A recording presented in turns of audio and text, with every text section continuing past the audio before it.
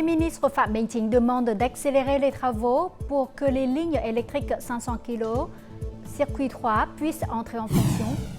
Malgré la saison sèche, les potagers sont bien soignés comme un symbole de la vitalité des plateformes d'Équin en haute mer. Dans la baie d'Along, de nombreuses activités ont été menées pour réduire les déchets et améliorer la qualité des eaux usées rejetées dans la mer.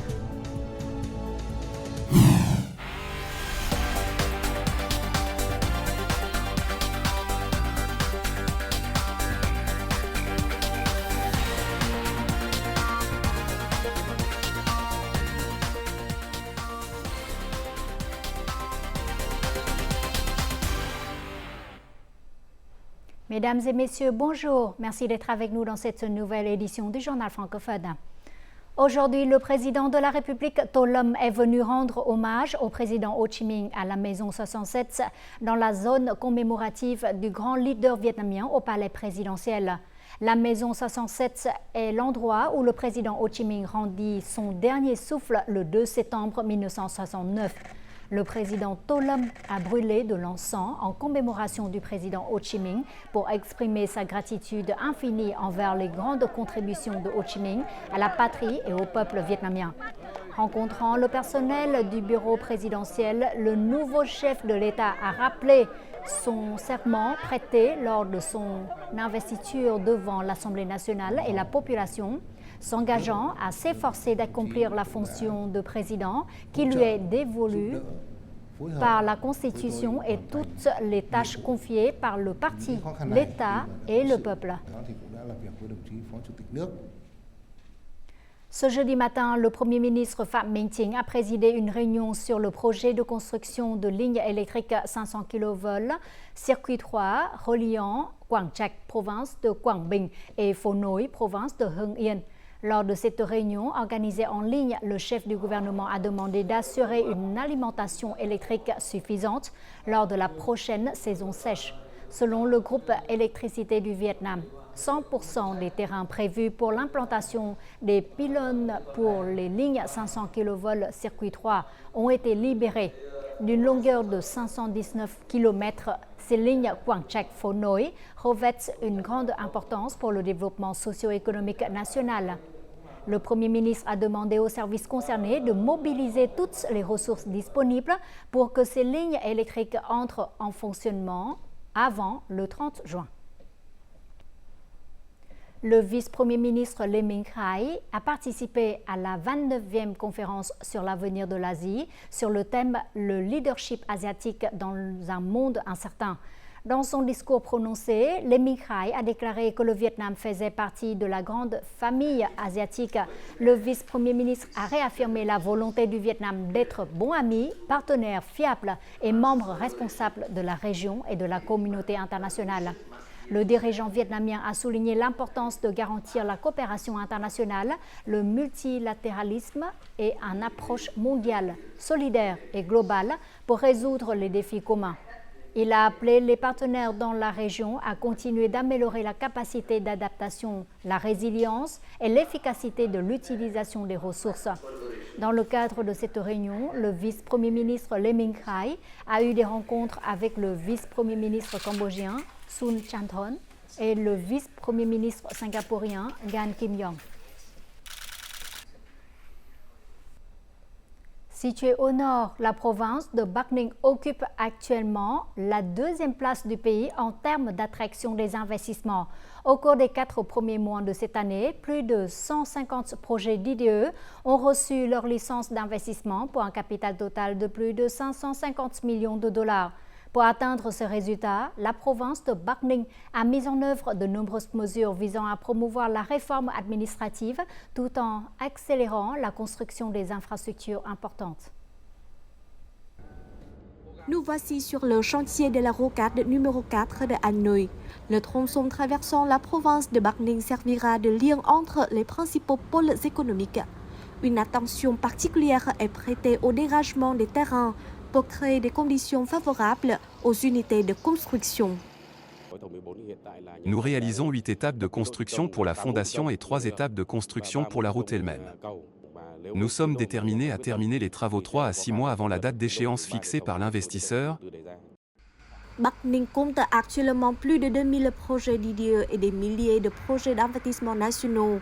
Outre les projets de connexion interrégionale, le développement des infrastructures de transport intra-provincial est nécessaire pour attirer les investisseurs nationaux et étrangers. La route 285B reliant le centre-ville au parc industriel de Yen Phong est en construction. Notre usine est implantée dans ce parc industriel, donc nous apprécions hautement cette route de 4 km.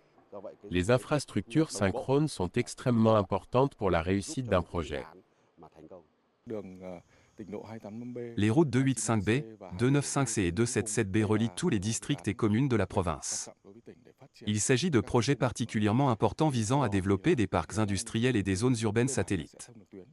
Tous seront mis en service en 2025.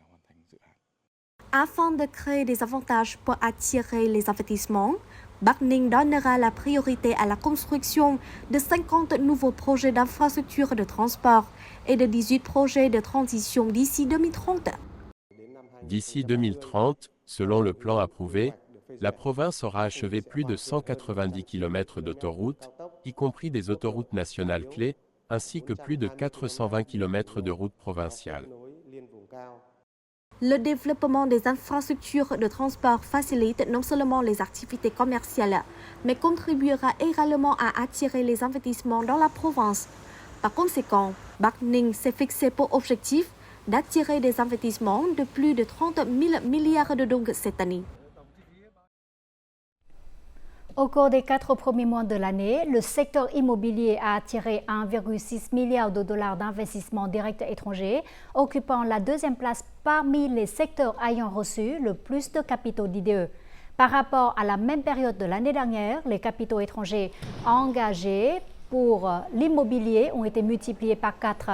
Concernant le décaissement de capitaux, selon un rapport de l'Office général des statistiques, près de 6,3 milliards de dollars d'IDE ont été décaissés depuis le début de l'année, dont 607 millions de dollars dans le secteur immobilier.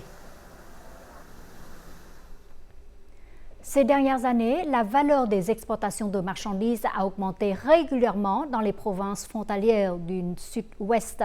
La promotion du commerce transfrontalier a contribué à la forte croissance des exportations. Dans la province d'An Giang du delta du Mekong, où se trouvent 2 portes frontières internationales, Tịnh Biên et Vĩnh Sương, les procédures douanières sont accélérées pour soutenir les entreprises exportant des produits vers d'autres marchés de la région. Depuis la fusion des routes et des voies fluviales à la porte frontière internationale de Vĩnh Sương, le transport de marchandises dans cette zone est devenu plus facile. Comme mes marchandises disposent de tous les documents nécessaires, les procédures de dédouanement sont très rapides et pratiques. Nous nous efforçons de simplifier le processus de dédouanement. Nous guidons également les entreprises dans la déclaration des marchandises afin que les véhicules puissent être dédouanés rapidement. An Giang se concentre actuellement sur le développement des infrastructures commerciales frontalières. La province souhaite également attirer les investissements et promouvoir l'exploitation du système de vente au détail frontalier. Nous voulons développer un grand marché proche de la frontière pour rassembler toutes les marchandises exportées en un seul centre pour des ventes plus efficaces. Nous voulons attirer davantage de détaillants pour stimuler les activités de commerce transfrontalier ainsi que le secteur des services et du tourisme. Les exportations à travers les portes frontières d'An Giang ont atteint plus de 2,4 milliards de dollars actuellement, au lieu de quelques dizaines de millions de dollars en 1983. Cette explosion du commerce a créé de nombreux emplois et amélioré la vie des habitants, faisant d'An Giang l'une des 8 zones économiques frontalières clés du Vietnam. Afin de stimuler la consommation intérieure, Ho Chi Minh Ville prévoit d'organiser un programme de promotion estivale d'une durée de 3 mois à partir de la mi-juin. En plus des marchandises et des produits de mode avec des promotions allant jusqu'à 100%, cette année, les circuits touristiques seront également inclus dans le programme de promotion. Actuellement, les entreprises ont déjà planifié des programmes et préparé suffisamment de produits pour répondre aux besoins de la haute saison commerciale de l'année. Cette entreprise de riz biologique fait du live stream sur les plateformes de réseaux sociaux avec des promotions de 20 à 40%. Pendant la période de pointe des achats estivaux, elle continue de profiter de l'e-commerce pour augmenter ses ventes. Facebook et TikTok sont deux plateformes qui nous aident à toucher plus d'utilisateurs. Nous proposons des prix raisonnables sur ces deux plateformes pour accompagner les consommateurs avec une qualité garantie. Du côté des détaillants, en raison des fluctuations des prix des intrants, certains fournisseurs ont proposé d'augmenter leur prix de vente. En donnant la priorité à la stimulation de la demande, les commerces de détail négocient pour maintenir les prix et augmentent les financements pour organiser davantage de promotions. Nous avons des programmes de prix choc le week-end. Toutes les 2 semaines, il y a de nouvelles promotions. Nous avons augmenté le pourcentage de produits en promotion de 25% à 30%. Parallèlement à cela, les entreprises touristiques, les établissements d'hébergement et les restaurants participent simultanément au programme de stimulation du tourisme et de la consommation organisé conjointement par le service du tourisme et le service de l'industrie et du commerce. L'objectif est d'allonger la durée du séjour et d'augmenter les dépenses des touristes venant à Ho Chi Minh Ville. En plus des promotions jusqu'à 100%, Ho Chi Minh Ville coopère pour la première fois avec de nombreuses provinces et villes pour synchroniser les promotions et soutenir la consommation de biens. Nous organisons des programmes hebdomadaires sur les produits de base pour les localités de la région du delta du Mékong. Les fournisseurs locaux apportent directement des marchandises à distribuer et à présenter aux consommateurs de la ville. Actuellement, les prix des billets d'avion en période de pointe en été ont diminué et la proposition de prolonger la réduction de TVA de 2% jusqu'à la fin de l'année aide les entreprises à lancer en toute confiance des programmes de promotion.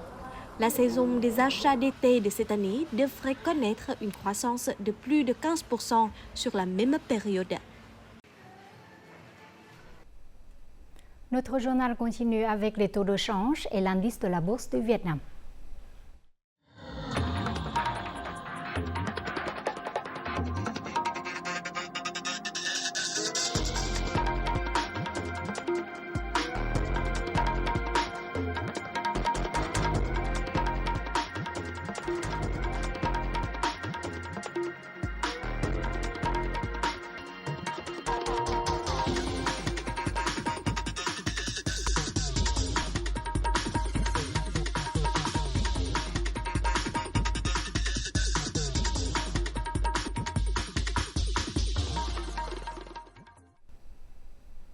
C'est le pic de la saison sèche sur l'archipel de Trường Sa. Cette année, la saison sèche est durée plus longtemps que d'habitude. La culture de légumes et d'élevage de bétail sur les îles se heurte à de nombreuses difficultés. Ce travail est encore plus difficile et ardu sur les plateformes. Mais les officiers et soldats ont bravé les défis pour soigner les potagers, comme protéger le symbole de la vitalité des plateformes en haute mer. Reportage réalisé sur la plateforme DK1 sur 20. Il n'y a aucune pluie depuis 7 mois. À une altitude de 30 mètres au-dessus du niveau de la mer, le vert persiste. Pour avoir un potager vert comme celui-ci, les soldats ont dû conserver chaque goutte d'eau. Ces 2 plants de poivrons sont fertilisés et arrosés quotidiennement par les soldats. Après les repas, les têtes de poisson sont aussi enterrées sous le sol pour engraisser les légumes. Le potager de la plateforme DK1 sur 20 est soigneusement protégé contre les fortes vagues océaniques, les vents violents et le soleil brûlant. Le vent est très fort, apportant de la salinité. Cette saison sèche, il n'a pas encore plu. C'est pourquoi nous devons économiser chaque goutte d'eau. Par exemple, si nous utilisons 20 litres d'eau pour le quotidien, il faut réutiliser 10 litres pour l'arrosage ou d'autres activités. Actuellement, sur cette plateforme, les soldats élèvent également 4 cochons et 30 poulets. Les porcs ont souvent le mal de mer. En 2017, le passage d'une tempête violente a tout balayé, y compris les volailles et les cochons. La vague est montée jusqu'à cet escalier. Le système de panneaux solaires installé sur le toit de la plateforme assure l'alimentation quotidienne en électricité, mais il est facilement endommagé par les vents salants. Le climat est très dur, donc les équipements sont facilement endommagés. Cette plateforme est une borne de souveraineté de la patrie. Grâce à l'énergie solaire, la plateforme est illuminée la nuit. Pour nous, c'est quelque chose de sacré.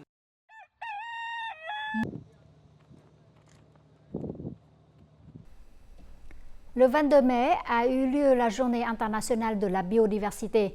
Ces derniers temps, de nombreux programmes ont été déployés pour réaliser la stratégie nationale sur la biodiversité à l'horizon 2030 d'ici 2050. L'objectif principal est de conserver la biodiversité tout en promouvant le développement durable et les moyens de subsistance des communautés.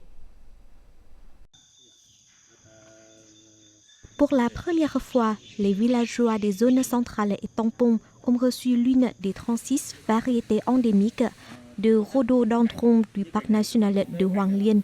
Ces premiers lots de 10 000 plants devraient être récoltés l'année prochaine. Ces arbres rehaussent non seulement la beauté des homestays pour attirer les touristes, mais fournissent également des fleurs à vendre. Ces plantes embellissent mon espace de vie. Je peux vendre ces fleurs aux touristes pour qu'ils n'aillent pas dans la forêt pour la détruire. Ces arbres rares disparaissent peu à peu dans la forêt. C'est pour cela que nous les plantons pour les préserver. Fin 2019, la superficie forestière primaire du Vietnam ne représentait que 500 000 hectares, soit moins d'un quart de la superficie forestière totale du pays. Les forêts continuent d'être détruites parce que les politiques de conservation ne sont pas efficaces. De nombreuses mesures sont donc mises en œuvre pour résoudre ce problème. Les forêts fournissent du bois et d'autres avantages tels que la protection de l'environnement, l'approvisionnement en carbone et les services touristiques. Nous nous efforçons d'exploiter pleinement les valeurs des écosystèmes forestiers, contribuant ainsi à préserver la biodiversité et à améliorer les moyens de subsistance des populations. La conservation de la biodiversité associée au développement économique est un élément clé du cadre mondial pour la biodiversité auquel le Vietnam a adhéré en 2022. La préservation des forêts contribue également à améliorer la capacité d'absorption du carbone. Les premiers 51,5 millions de dollars reçus sous forme de crédit carbone démontrent l'efficacité des politiques actuelles du Vietnam.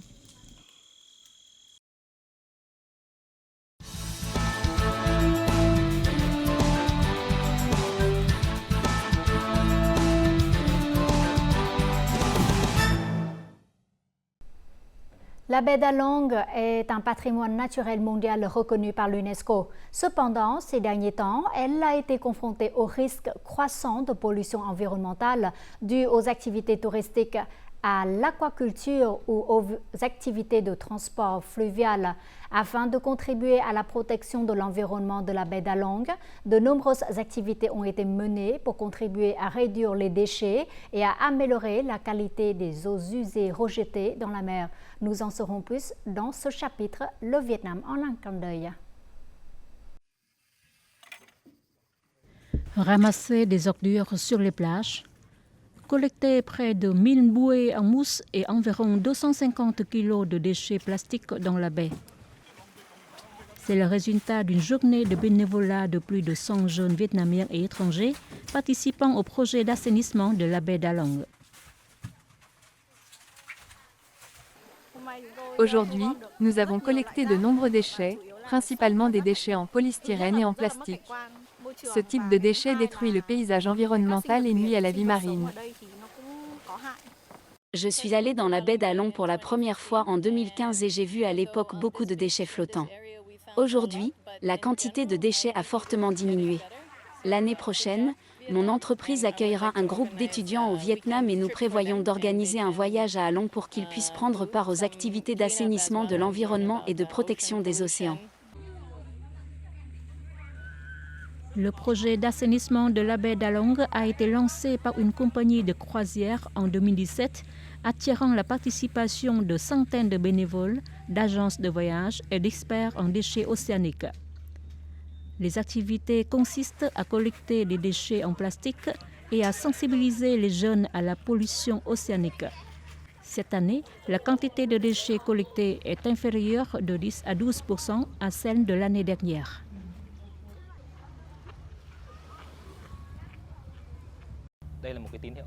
C'est un plutôt bon signal pour l'environnement de la baie d'Along. Cette action est modeste, seulement une fois par an, mais nous espérons avoir davantage d'activités comme celle-ci, non pas chaque année, mais chaque mois et chaque jour. L'entreprise dispose également d'un programme d'investissement à plus long terme, qui fera appel à un fonds. Ce fonds permettra à des navires de se rendre régulièrement dans la baie avec des volontaires pour nettoyer la baie d'Along.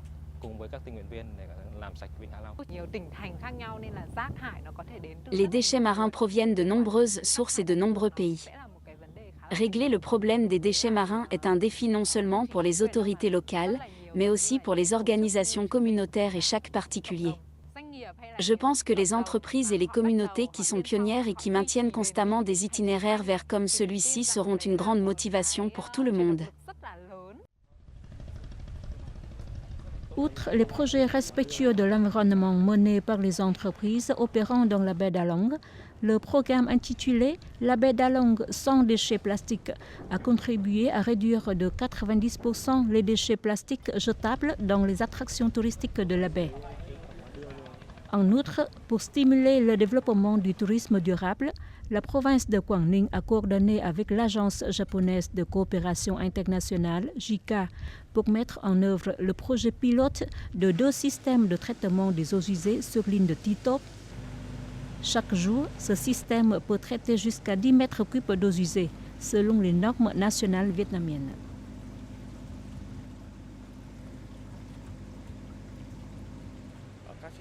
Les experts japonais nous contactent régulièrement pour prodiguer des conseils et vérifier eux-mêmes les spécifications techniques. Chaque trimestre, des experts japonais se rendent directement sur l'île de Ti Top pour mesurer si le traitement des eaux usées répond aux normes ou non. Après le traitement, les eaux rejetées dans la baie sont d'une qualité impeccable, très pure et même potable. Le système de traitement des eaux usées sur l'île de Ti Top s'inscrit dans le cadre du projet de promotion de la croissance verte dans la région de la baie d'Along.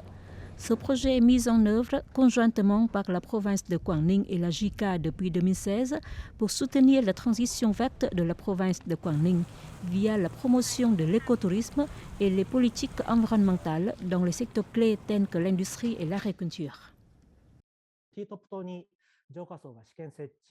Nous avons installé des systèmes de traitement des eaux usées dans les zones dépourvues de systèmes d'évacuation.